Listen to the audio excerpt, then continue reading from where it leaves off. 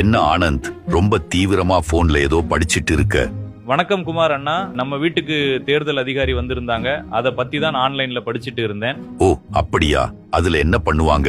வாக்காளர் பட்டியல்ல இருக்கிற தவறுகளை சரி செய்வாங்க. போலி, இறந்தவர்கள், இடம் மாறியவர்கள் பெயர்களை நீக்குவாங்க.